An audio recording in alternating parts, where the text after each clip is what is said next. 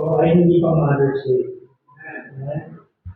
Ang message ko ay natatagpuan sa Psalm 31, verse, basahin po natin yung verse 1 hanggang verse 7. Ay, tumayo lahat. Basahin po natin yung Bible. Psalm 31, verse 1 hanggang verse 7. Nandiyan na po ba? Okay. Basahin po natin, no? Ready? Read. In thee, O Lord, do I put my trust.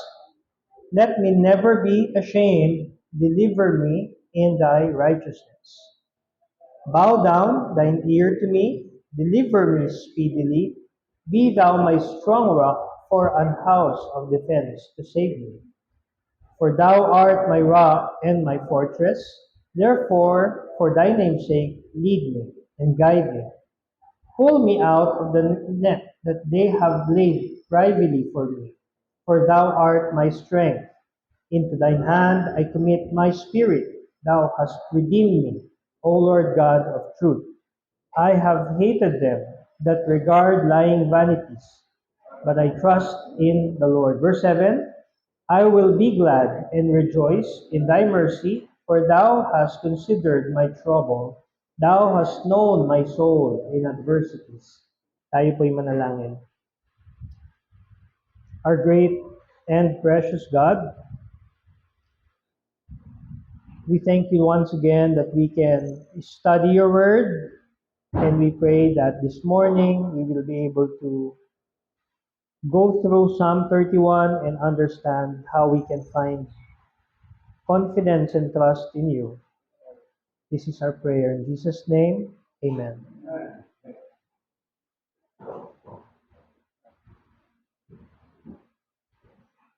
Ang title po ng mensahe natin ngayon ay Why My Confidence is in God. Bakit ang aking tiwala o kumpiyansa ay nasa Diyos? Okay? Bakit dapat natin itong pag-usapan? Kasi tayo po ay nabubuhay ngayon sa mundo na napakadaming uncertain. Napakadaming bagay ay hindi sigurado. Yung napapanood natin sa telebisyon, minsan hindi na natin mapaniwalaan. Yung nakikita natin sa internet, nababasa natin, minsan hindi na natin mapaniwalaan. And that's why importante na i-anchor natin yung ating buhay sa isang tao na mapagkakatiwalaan or dependable. Gusto ba natin na tayo ay magtitiwala sa isang hindi mapagkakatiwalaang nilalang? Siyempre, ayaw natin yon. Bago tayo magsimula, siguro naman alam na natin yung ibig sabihin ng salitang tiwala. Tama? At alam na din natin or na-experience na natin na masira yung ating tiwala. Minsan meron tayong pinagkatiwalaan, kaso lang ay nawala yung tiwala na yon, nasira. I-define muna natin yung salitang trust. Trust. It is the firm belief in the reliability, truth, ability, or strength of someone or something. Example. Itong inaapakan ko ngayon, ito ay concrete. Nagtitiwala akong hindi ako babaksak dito. Bakit? Because it has the ability and the strength to uphold me. Ayan. Okay? Yung salita namang confidence, the feeling or belief that one can rely on someone or something, yan po ang ibig sabihin ng confidence. Sa umagang ito, meron ba kayong tao na pinagkakatiwalaan? Halimbawa, meron kayong 10,000 sa inyong bangko, At yung PIN number ng iyong ATM ay ipinagkakatiwala mo doon sa taong yon. No, bibigay mo yung ATM mo, sasabihin mo, Brad o sis o kung ano man pangalan niyan, paki-withdraw mo nga yung 100, no?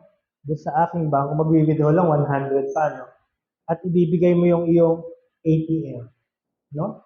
What more kung ang laman ng ATM mo ay milyon, no? Meron kang 2 milyon, tapos sasabihin mo dun sa pinagkakatiwalaan mo, paki-withdraw ka nga ng pera, bahala ka na kung magkano, at kailangan natin ng pambili ng pang Mother's Day, o di ba? Saya nun, ano? Ang pakiramdam mo, pinagkakatiwalaan ka, masarap, no? Pero, pag nagtiwala ka, tapos nawala yung, hindi, halimbawa, sinimot niya yung bangko mo, no? So, sabihin natin yung 2 milyon mo, naging kalahati na lang, hindi yun nakakatuwa. No? Hindi po yun nakakatuwa. Pero ngayong umaga, ang tanong bakit ako magtitiwala sa Diyos? Why am I going to put my confidence in God? Meron po ditong exposition po to ng buong chapter. There is 31, no? Dito sa chapter 31, meron pong 24 verses. Pero ang Diyos po natin ay makikita natin dito in 16 ways.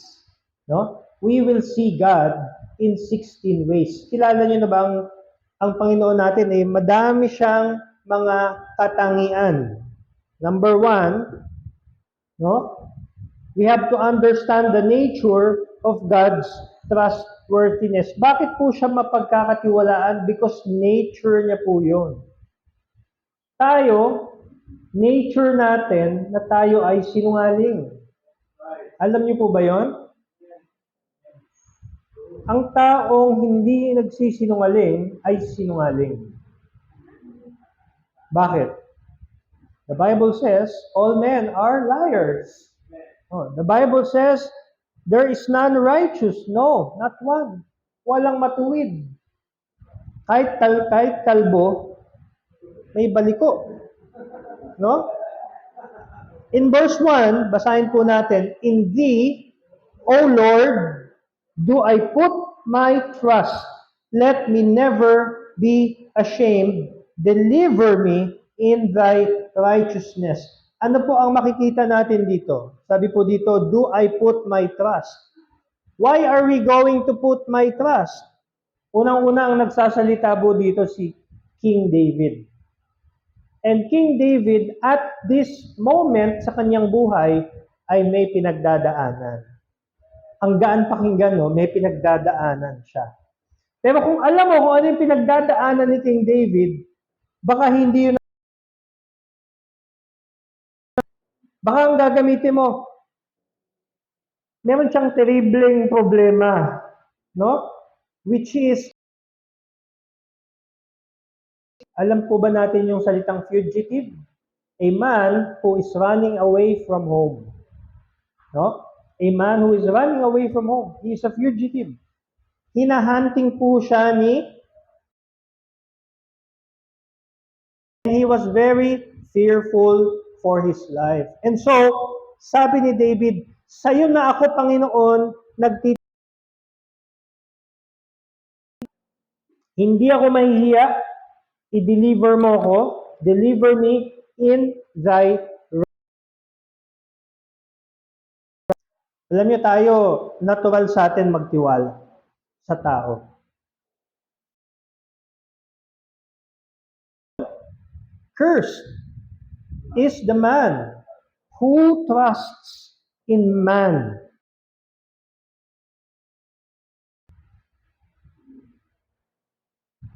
Kaya po tayo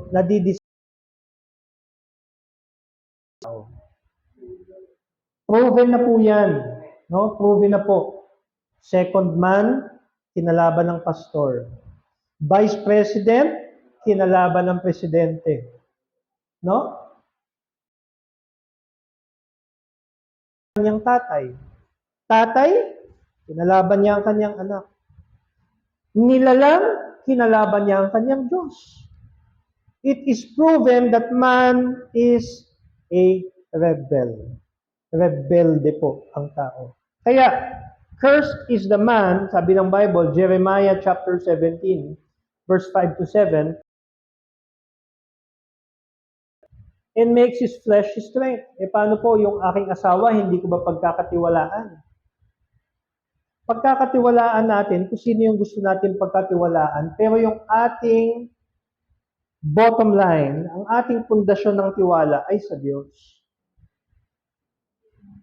Bakit? Kung kalooban ng Diyos, dapat ganito. Kung kalooban ng Diyos, no? Sige, Brother Ramil, ibibigay ko sa yung ATM ko, bumili ka ng Freon. No? 2 milyon ang laman ng ATM ko. Ha? Pero ang panalangin ko sa Diyos, Panginoon, ipagkakatiwala ko po sa inyo. Nagtitiwala ka sa Diyos.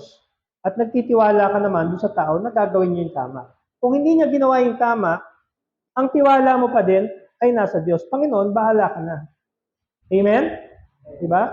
Ganun po yung ating tiwala sa Diyos. Sabi sa Psalms 118 verse 8, it is better to trust in the Lord than to put confidence in man. Mas okay daw na tayo ay magtiwala sa Diyos na versus tayo ay magtiwala sa tao. Okay? Pangalawa, in verse 2, titingnan po natin dito, sabi po dito in verse 2, bow down thine ear to me. Deliver me speedily, be thou my strong rock for an house of defense to save me. Ang lalim po ng mga salitang binitawan dito ni King David, no? Sabi niya, be thou my strong rock. Bakit hindi lang rock? Kasi may mga rock na malaki nga, malambot naman. Di ba? Pero ang Diyos natin, He is a strong rock. Very reliable, very dependable. Sabi ng isang mga awit, sabi ng isang composer, a shelter in the time of storm. Alam niyo po, pag sinabi nating storm, it could be an ipo-ipo. Alam po natin yung ipo-ipo sa States ngayon, di ba may rumaragasang ipo-ipo, dinaanan ang mga iba't ibang states, no? Kaya meron silang tinatawag sa Oklahoma, ang tawag dyan, belt, tawag doon. Munti ka na ako mapunta doon eh. Buti na lang na-deny yung aking visa. Kundi baka paikot-ikot na ako ngayon sa ulap. No? Meron silang tinatawag dyan na, ano nga yung ipo-ipo sa English, mga kapatid? Ha? Hurricane. Hurricane. Oh, meron tinatawag dyan na Hurricane Alley. Ibig sabihin yan, taon-taon yan, dinadaanan yan na malalakas na mga hurricane. Kaya meron silang tinatawag na hurricane alert or tornado alert. No? Pagka tumunog na yon, pupunta na sila ngayon sa basement sa kanilang mga tornado shelter or pupunta sila doon sa mga tornado shelter. At hindi na po nila aantayin, yung parang tayo na aantayin po natin na palalayasin tayo ng ating bahay upang hindi pa yan, hindi pa mataas yung baha. Wala pa, Sila po hindi. Alam po nila yon na pag tumunog na po yung alarm, hindi na nila antayin yung mga ganong sign. Ang Diyos,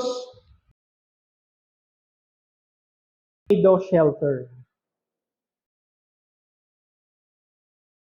Pero ikaw, hindi mo nararamdaman yung bagyo kasi you are sheltered. Kaya po tinawag na shelter. Comfort, no? Merong comfort. Si David, sabi niya ito, sabi niya, bow down thine ear to me. Ibig sabihin nun, pakinggan mo ako. How do we see God? He is a comforting listener. Meron ba kayong pinagkakatiwalaang tao? Yan bang pinagkakatiwalaang tao niyo marunong makinig? O habang nagsasalita ka, nag-iisip na siya ng isasagot niya sa'yo. No? Sabi po dito, Psalm 62 verse 7, in God is my salvation, strength, and my refuge is in God. David was in hot pursuit of King Saul, but God is my rock, in Him I will hide. Storm. Kinakanta natin yan, di ba? Kinompose ni Vernon J. Charlesworth. No? Tayo ay naka-shelter. In verse 3, sabi po, and my fortress. Napakagandang salita po ito, itong fortress. Alam niyo po, ang nakaka-afford lang po ng fortress ay mga billionaire. Mga millionaire baka hindi, pero siguro pwede din, mga multi-millionaire. Pero yung pumasok ka sa isang bahay, no? Or pinasok yung isang bahay, no? Papasok ka ngayon sa isang, napapanood natin sa TV, no? Sa TV lang parang vault na kahit barilin nila yan or kahit na bombay nila, secure. Andun lahat ng iyong mga pangangailangan. Yung po yung tinatawag na fortress. Ginamit po ni David yung salitang fortress in reference sa ating Diyos. Our God is a fortress. Pero bakit ganon? Sa oras ng problema, tayo ay hinang-hina. Sa oras ng pangangailangan, parang wala tayong Diyos na maasahan. Bakit kaya? Kailangan po nating pag-aralan paano tayo magtitiwala sa Diyos. Kaya po tayo ngayon nag-uusap. In verse 4, tapusin natin muna yung verse 3, no? Therefore, for thy name's sake, lead me. Sabi ni David, i-lead mo ko and guide me. Natin ang nagpe-pray niyan. Panginoon, lead me and guide me. Iabot mo pa yung kamay mo, no? Pull me out of the net that they have laid privily for me. Marami po sa atin o yung iba sa atin, meron kayong mga kaaway. Inggit sa inyo. Maganda kung wala, no? Pero si David, may kaaway siya eh. Out of the net that they have laid privily for me, no? Anong tawag dito? Trap. Entrapment, no? Nag-layout sila ng trap. Sabi ni David, for thou art my strength. Pag pinag-usapan po natin yung strength ng Diyos,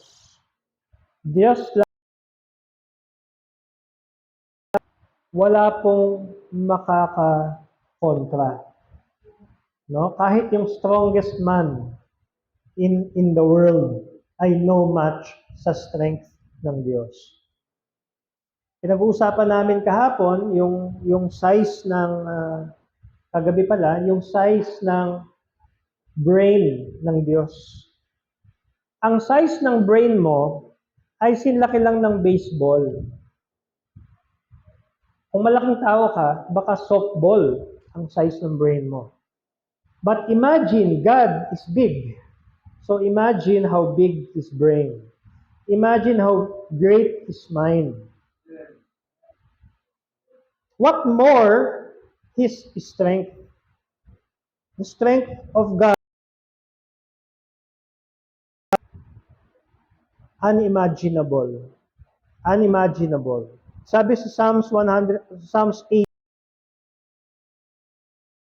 that girdeth me with strength and maketh my way perfect. Alam niyo po yung mga tinatawag na skeleton tao, yung tawag doon yung mga military, yung napapanood natin na ang tawag doon yung skeleton na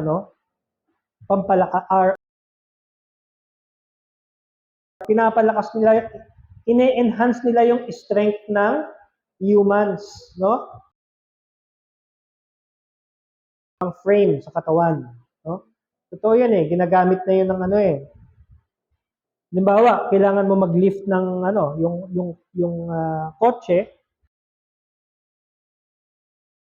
Siyempre kung tayo lang, di natin kaya 'yon. Pero sila may sinusuot sila para pagka iangat yung kotse, tutulungan sila. Yung tawag, nakalimutan ko, no, yung frame na 'yon na kinakabit sa katawan. Ganon din po dito sa Psalms 8, with strength, Diyos po ang nagpapalakas sa atin and make it my way perfect. Hindi po sarili mo. Kaya ang ibang tao nagsasabi, man, di ba? May ganon, di ba? Kami ay self-made, no? There's no such thing as self-made. Because along the way, may mga taong tumulong sa iyo. May mga tao ang Diyos nag-guide sa iyo at nag-strengthen sa iyo. Okay? Moses, in-strengthen siya ng Diyos to lead the Israelites. Hindi ako marunong magsalita, no? God strengthened Moses so that he can speak. Binigyan siya ng kasama si Aaron, si Joshua. Nung namatay si Moses, siguro na-overwhelm si Joshua. Wow, ang daming responsibility, no?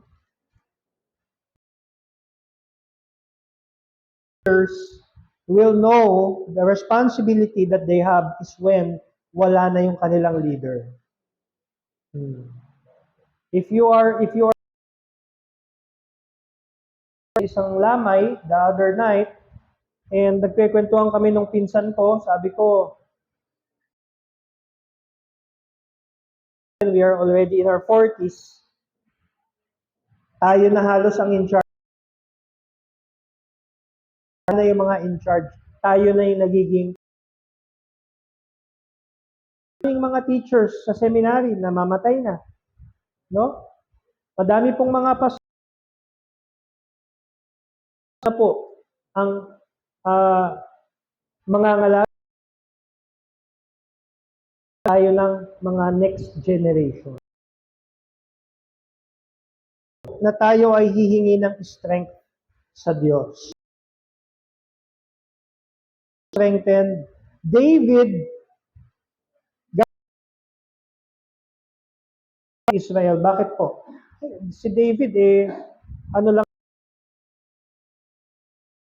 just like Gideon. Si Gideon is si Samson, no? Binigyan ng physical strength. Grabe, ang daming pinatay ni Samson, no? Strengthen Daniel to withstand the kay Daniel, hindi naman to physical strength, kundi spiritual strength. Strength ang ibibigay sa atin.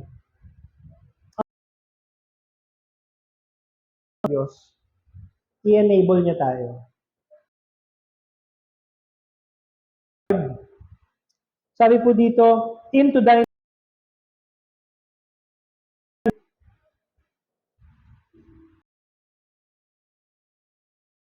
for trust.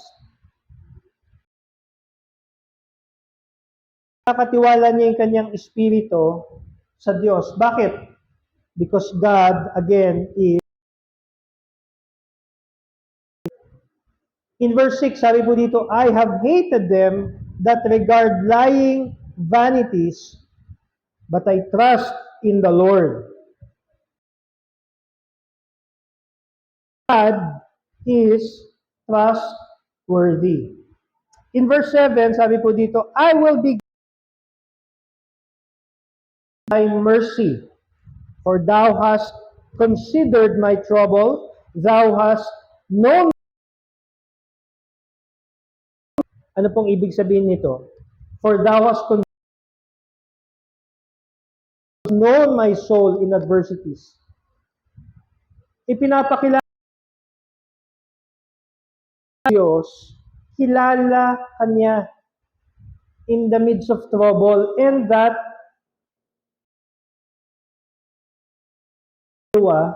sa mga panahong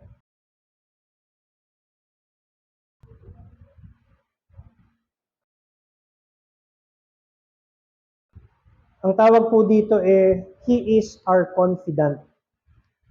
Diba? Sa relationship of trust.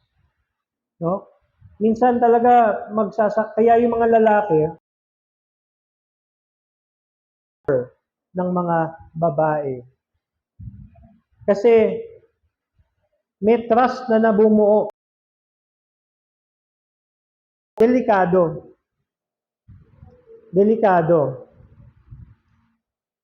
Kapag merong trust na namumuo sa inyong dalawa. So ikaw ngayon ay nagiging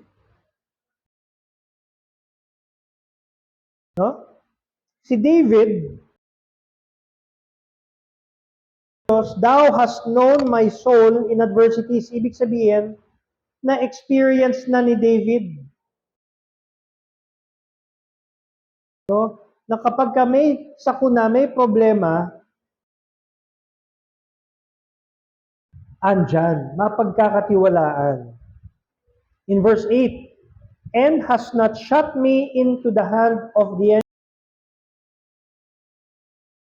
my feet in a large room. Ano pong ibig sabihin nito? Hinanap ko to large room. No? Inilagay ba siya sa isang malaking kwarto? Hindi. Ang ibig ay binigyan si David ng freedom.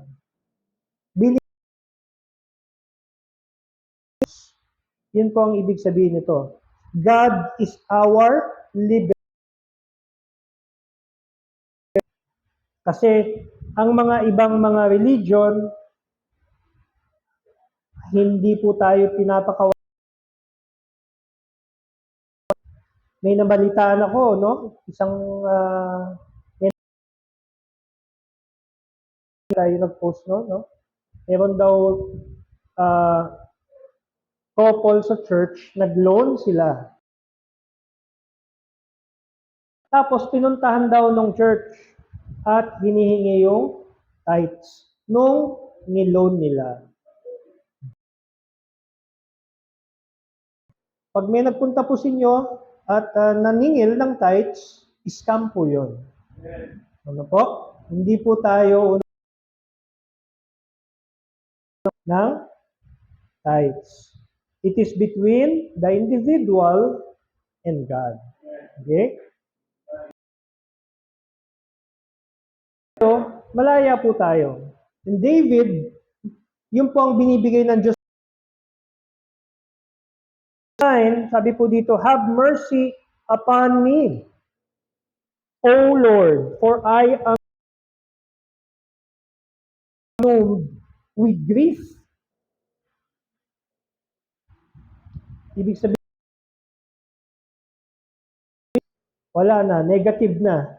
No? Ganon ka problemado si David. And my belly. But David still believes that God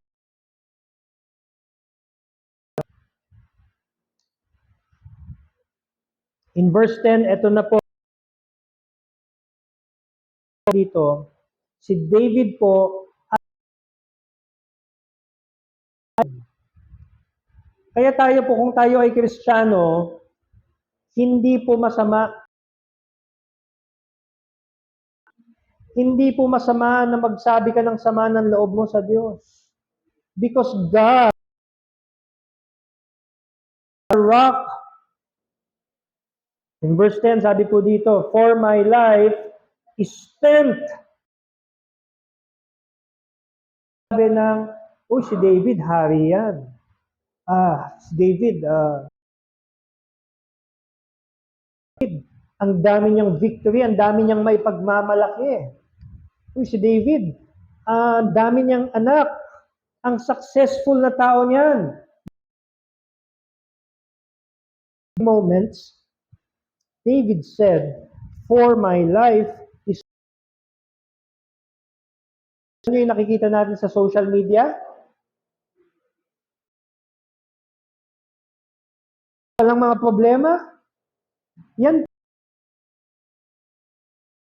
Yes, totoong nandun tayo at nagsasaya tayo. Pero sa no? And David, eto po, pinapakita niya po yung kanyang buhay with grief and my years ng sighing, frustration. Ay, di ba? Pag frustrated po tayo, ilang beses sa isang araw na ginagawa niya.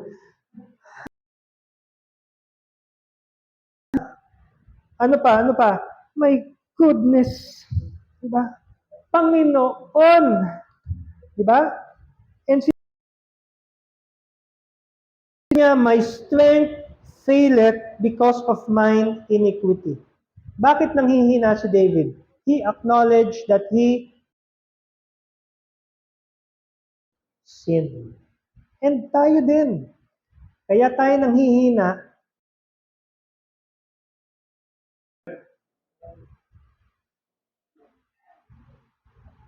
And my bones are consumed. Na kapag ikaw ang iyong mga buto ay hihina.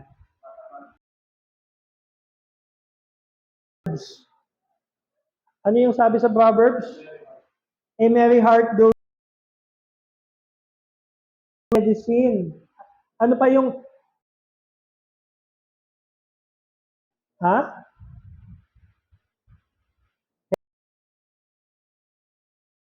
Kalimutan ko na yung verse natin, no? In verse 11, ang bango kasi nung niluluto eh. Kaya nalilimutan ko yung verse 11, sabi po dito, I was a reproach among all mine enemies. Yung mga kalaban po ni David, talagang ibang tingin sa kanya. May kasamang inggit siguro. My neighbors. Sino sa inyo makakapagsabi yung mga kapitbahay nyo galit sa inyo? Yung mga kapitbahay nyo. Ang mga neighbor po ni David, yung mga kaaway nila talaga. Yan. No, galit kay David. Galit kay King David yan.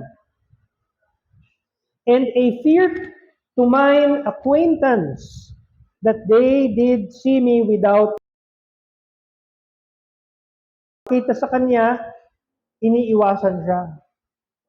Hindi ko alam kung may utang sila kay David, pero ganun po yung nangyayari. No? Takot sila kay David. In verse 12, sabi po dito, I am out of mind. Para akong isang patay na nalimutan na. I am like a broken vessel. Kung meron pong masasabi si David dito, wala eh. It shows gaano kababa po ang nararamdaman ni David. 31. Amen? Point na parang ayaw natin magtrabaho, no? Parang gusto muna natin na, no? Kumbaga sa at pwede mong patayin saglit at buksan na lang mamaya. No? Yung mga nakikita ko sa inyo nakangiti eh. Di bang saglit lang, pause muna, no? Si David po, nagrereklamo po siya. Pero hindi po siya nagrereklamo sa tao. Amen? Sa Diyos po siya. Siya po ay may reklamo. Huwag po kayong magreklamo sa akin. Huwag po kayong magreklamo kay pastor. Huwag po kayong magreklamo. No? Magreklamo kayo. Diyos yan. Kaya niyang tanggapin yung reklamo mo. Bakit? Pagtiwala ka lang sa Diyos. No? In verse 13, ito na po yung last verse ng kanyang paghihimutok, no? Sabi ni David, madami akong nadinig ng mga slander, no? Hindi ko may Tagalog. Fear was on every side. Counsel together against me. They devised to take away my life. Grabe. Totoo ito, no? Talagang kung meron lang mga assassin noon, I'm sure, no, talagang.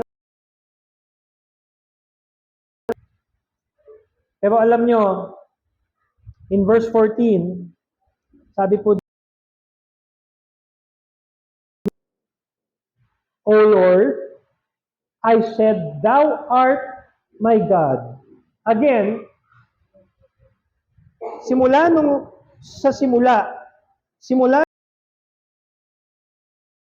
dinig natin kay David, I trust in the Lord. Do you trust in? Pag may pera ka, I trust in my money. Pag may asawa ka, pag may malaking sweldo ka, I trust in my big salary. Pag may business ka, I trust. But when you have nothing, the question is, who will you trust? Sabi po dito, it is better to trust in the Lord. Si David po, nagkaroon siya ng problema, kumapit siya sa Diyos. Tayo, mas manalangin pa din tayo sa Diyos. Ano yung panalangin? Ba? Huwag naman tayo manalangin na parang yung yung Pharisee.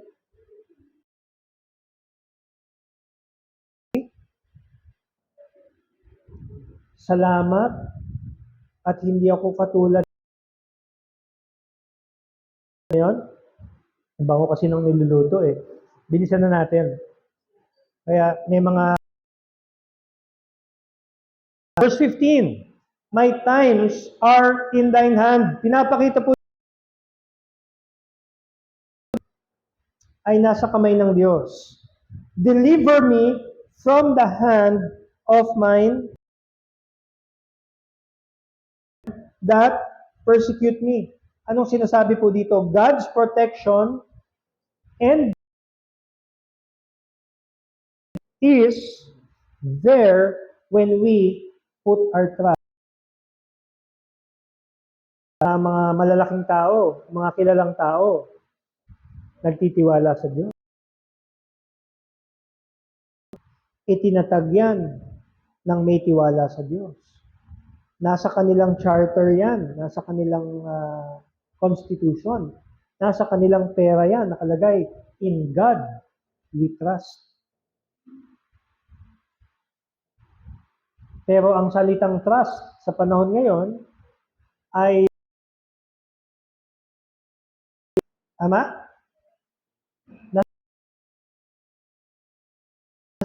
ating salita.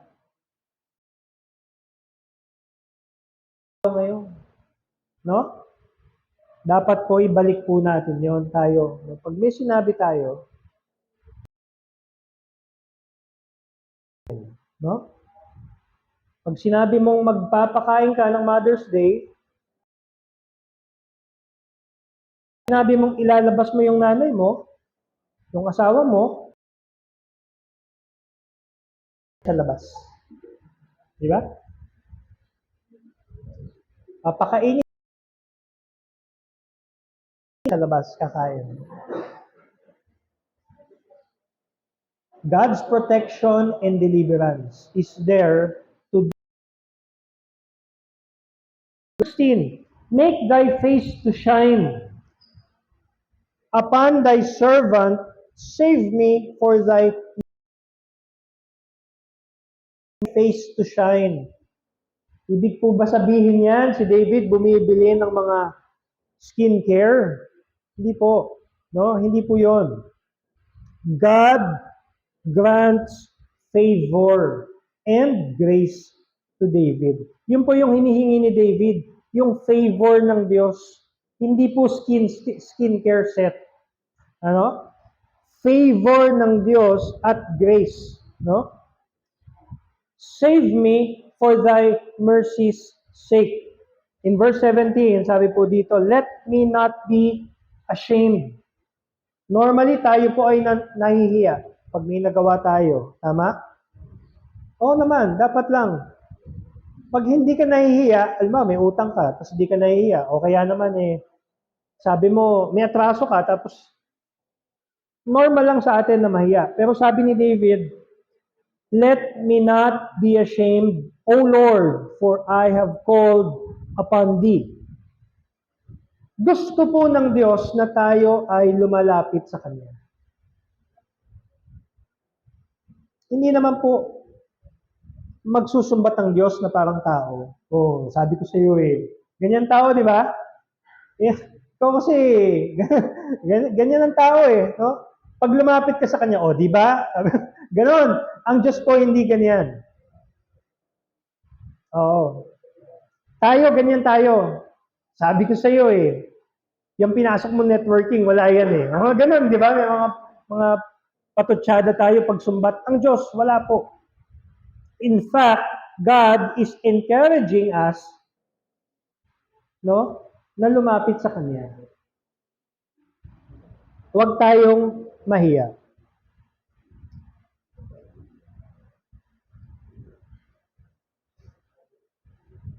Let the wicked be ashamed, and let them be silent in the grave. Hayaan mo na daw yung mga masasamang tao, sila yung mahiya. No? In verse 18, let the lying lips be put to silence, which speak grievous things proudly and contemptuously against the righteous. Oh, how great is that for them that fear Thee. This is speaking of God's generous goodness for His followers. Kung tayo ay sumusunod sa Diyos, ang sabi po dito, oh, how great is Thy goodness, which Thou hast that fear Thee. Mabait ang Diyos. Meron siyang inihanda para sa atin na mga sumusunod. Which Thou hast wrought for them that trust in Thee before the sons of men. Sabi po dito, inihanda na ng Diyos, naka-ready na.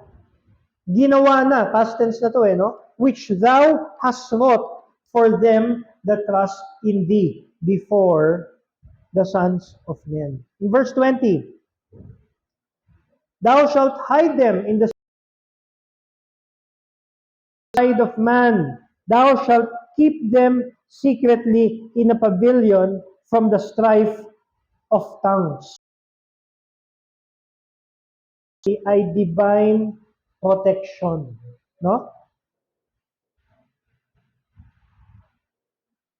Kami, pinag-usapan namin sabi ko, wala na yatang no?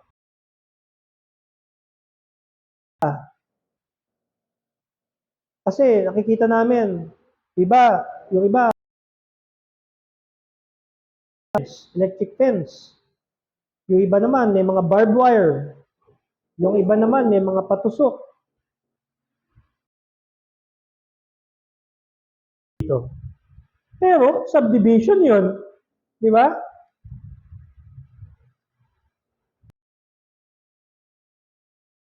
Naghahanap ng safety. Pero unless ikaw ay may tiwala sa Diyos, there is no true safety. yung pera mo na inaasahan mo. No? No?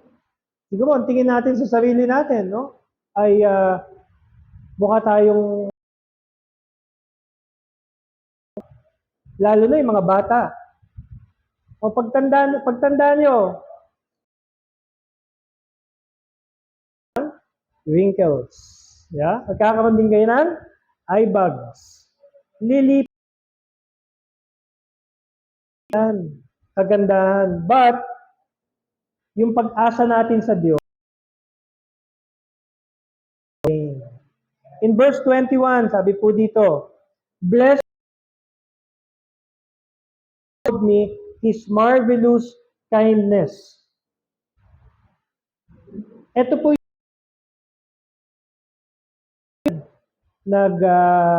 hihimugkos si David. No? Ngayon, experience sa Diyos. No? Sabi niya, blessed be the Lord for He had showed me His marvelous kindness. Ng Diyos sa akin. Sino po, di ba? Masasabi mo ba yan sa sarili mo? Ang Diyos mabait sa akin. Kasi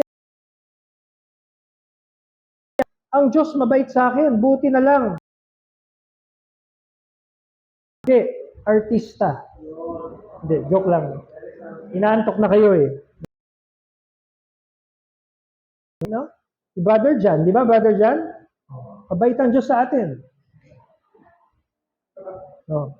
Kung hindi ako naging Kristiyano, hindi ko alam kung what no? Because when I was a teenager, kung kailan ako naging Kristiyano, nandyan yung mga exposure sa kung ano-ano. But because of the Word of God, nalayo po ako doon sa ganung mga influensya. God, Amen. In verse 22, for I said in my haste, nevertheless, thou heardest the voice of my supplications when I cried unto thee. But God hears. No? Ang Diyos ay nakikinig.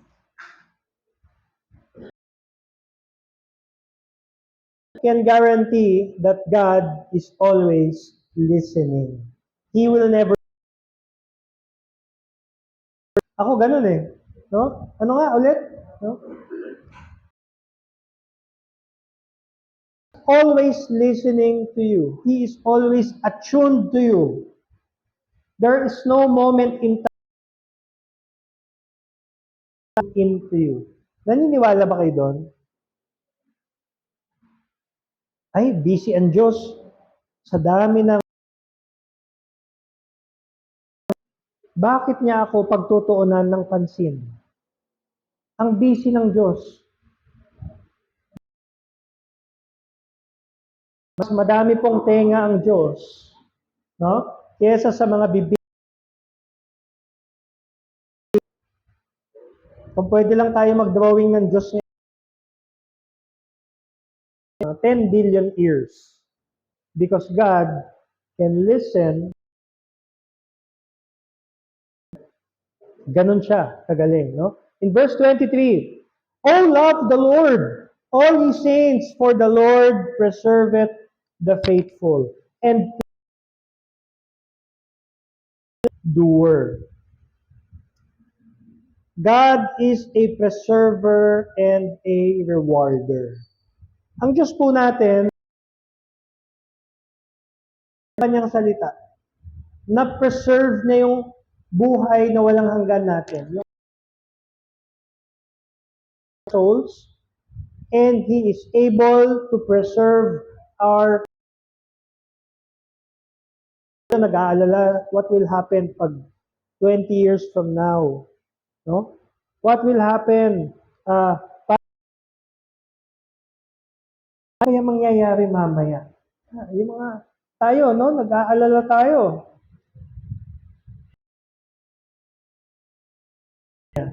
He is going to preserve, sabi dito, the faithful. Tanungin natin yung sarili natin. Are we consider ourselves faithful? Tapat ba tayo? Huh? Tumatapat lang sa Diyos kapag may gusto tayo sa Kanya. Be of good courage, and He shall strengthen your heart, all ye that hope in the Lord. God is in Him. Asan yung tiwala mo? Asan yung pag-asa mo? Ngayong umaga, ang Diyos natin ay ipinakilala ko sa inyo ng mas lubusan. See that God is trustworthy. We have seen that He is a rock, our guide. Sabi sa Psalm 23, the Lord is my shepherd. Pag wala ka ng lakas, sa Kanya ka huhugot ng lakas. The Lord is our confidant. The Lord is our liberator. He grants mercy. If you have sinned, andyan ang Diyos to grant you mercy. He grants favor and grace. He bestows good to His followers. He offers divine protection. He is kind. He hears and He strengthens. Those are the reasons why I put my confidence in God. Ikaw, pili ka lang dun sa mga nabanggit kong 16. No? Isa lang yan, sapat na upang magtiwala sa Diyos. Things that God is, which is part of His nature. Magpalakas sa atin as Christians ngayong umaga. Tayo po'y tumayong lahat. Tayo'y manalangin. And we thank you for the word. You are our strength. You are our trustworthy companion. You are our refuge. We can trust you. Our hope is in you. Salamat, Panginoon, because inyong sarili sa amin ngayong umaga. And we pray na ikaw ay patuloy na magpakilala sa amin kung sino ka. Through our experiences, through hardships, through good times, ikaw, Panginoon, ay magiging our reliable and dependable God. Our trust sa iyong mga anak na nandito at nakinig. At dalangin ko, Panginoon, na itanim namin sa aming puso Psalm 31 at ang mga talatang ito na binitawan ni King David. This morning, mga kapatid, if na-challenge ka sa message and hindi mo siya nakikita as your confidant, hindi mo siya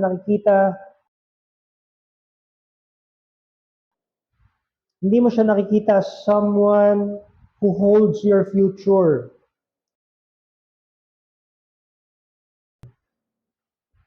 At minsan gusto mo siyang tulungan. Who will help you. Ikaw ay lumapit sa Kanya and ask for forgiveness. Kaya ang Diyos, He's kind, He will hear, He is full of mercy,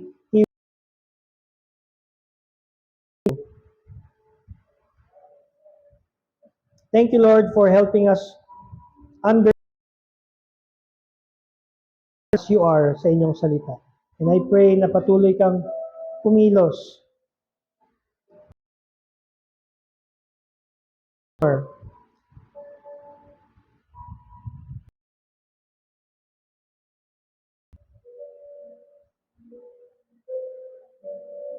Dakila naming Diyos,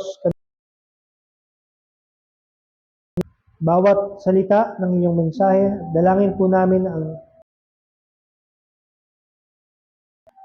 at pagpapala din sa aming pastor at sa kanyang family. And blessing din, Panginoon, sa mamba sa iyo. We pray for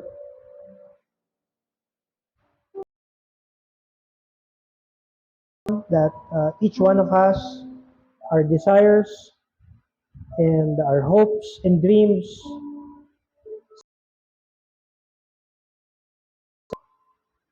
and as we separate ways, we pray that you will be the one to keep us safe.